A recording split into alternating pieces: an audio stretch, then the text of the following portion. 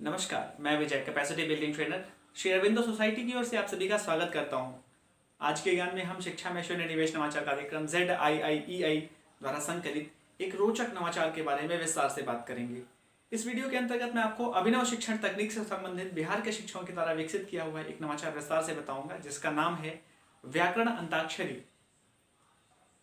हम जब भी कुछ कार्य करते हैं और हमें उसमें निरस्ता महसूस होती है तो हम आमतौर पर वह कार्य करना छोड़ देते हैं, या हम कोई भी ऐसा कार्य बहुत लंबे समय तक नहीं कर पाते जिसमें कहीं ना कहीं हमें कुछ ना कुछ आनंद की प्राप्ति ना होती रहे, कुछ ना कुछ मनोरंजन ना मिलता रहे। तो निश्चित रूप से बच्चे भी जब अध्ययन करते हैं और अध्ययन का स्तर अनवरत एक जैसा बना रहता है तो बच्चों में भी अध्ययन के प्रति, पढ़ाई के प्रति अरुचि उत्पन्न होती है, निरस्ता उत्पन्न होती है। तो सबसे आवश्यक है कि अध्ययन के तरीकों में थोड़ा सा परिवर्तन किया जाए, उन तरीकों को मनोरंजक बनाया जाए। विभिन्न विषयों को, विभिन्न तथ्यों को पढ़ाने के लिए अलग अलग गतिविधियों का प्रयोग करते हुए बच्चों को पढ़ाया जाए। तो इस गतिविधि व्याकरण अंताक्षरी का प्रयोग हम मनोरंजक तरीके से बच्चों को व्याकरण पढ़ाने के लिए करते हैं। ऐसे विभिन्न शब्द जैसे विलोम, समानार्थी शब्द, लोकोक्तियाँ, मुहावरे, पर्यायवाची आदि तमाम व्याकरण के विषय हैं या चीज़ें हैं जिनको हम अंताक्षरी के माध्यम से पढ़ा सकते हैं। जब बच्चे अंताक्षरी के माध्यम से इनको पढ़ते हैं तो बच्चों को बहुत मजा आता है, बच्चों को अच्छा लगता है, बच्चों को कुछ उसमें रोचकता दिखती है।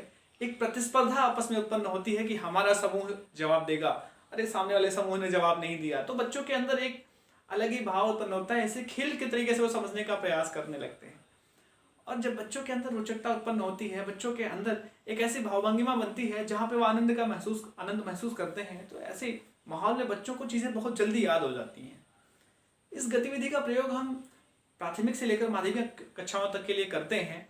इस गतिविधि का प्रयोग हम सप्ताह के आखिरी दिन या बाल सभा के दिन करते हैं। इस गतिविधि के प्रयोग से एक दिन पहले हम सभी बच्चों को अगले दिन होने वाली इस गतिविधि के आधार पर, चाहे हम मुहावरे का प्रयोग करेंगे या हम विलोम का प्रयोग करेंगे या जिस भी विषय का प्रयोग करेंगे व्याकरण का, तो उसमें हम बच्चों को बताएंगे कि हम इससे संबंधित चीज़ें आप पढ़ के आना, इस पर हम लोग कल खेल करेंगे। उसके बाद बच्चे उससे रिलेटेड सभी चीज़ों को याद करके आते हैं, पढ़ के आते हैं, और फिर हम कक्षा में समूह बना देते हैं। जैसे मान लीजिए हमें अगर विलोम पढ़ाना है तो कक्षा के 2 समूह बन गए। एक समूह कोई शब्द बोलता है तो दूसरा समूह उसका विलोम बोलता है। मान लीजिए इन्होंने बोला धरती तो उसने बोला आकाश।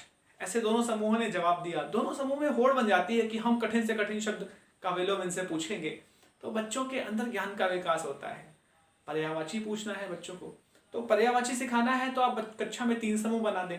3 समूह बनाते हैं तो पहला समूह किसी शब्द का एक नाम बताता है, फिर दूसरा समूह उसका पर्यायवाची बताता है, फिर तीसरा समूह उसका पर्यायवाची बताता है। जैसे मान लीजिए धरती, तो पहले समूह ने कहा धरती, तो दूसरे समूह ने कहा धरा, तो तीसरे समूह ने कहा वसुंधरा।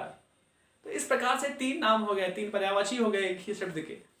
तो अब बच्चे इस गतिविधि के माध्यम से, इस छोटे से खेल के माध्यम से चीज़ों को सीख रहे हैं। इसी प्रकार से मुहावरों में, लोकोक्तियों में, वाक्य प्रयोग में इन गतिविधियों को आप अपना सकते हैं। तो शिक्षक जब इस गतिविधि का प्रयोग करते हैं तो बच्चों के लिए एक मनोरंजक माहौल उत्पन्न होता है जिसमें बच्चे आनंद महसूस करते हैं और बड़ी रुचि के साथ अध्ययन करते हैं। आशा करते हैं नवाचार आपको पसंद आया होगा। आपसे निवेदन है कि इस नवाचार का प्रयोग अपने विद्यालय में अवश्य करें। हम आप तक लगातार ऐसे बेहतरीन नवाचार पहुंचाते रहेंगे। हमसे जुड़े रहने के लिए हमारे YouTube चैनल ZIIEI को सब्सक्राइब करें, इस वीडियो को लाइक करें और अपने शिक्षक मित्रों में शेयर करें। अगर यह वीडियो आप फेसबुक पर देख रहे हैं तो हमारे फेसबुक पेज ZIIEI को जरूर लाइक करें। वीडियो में बने रहने के लिए धन्यवाद।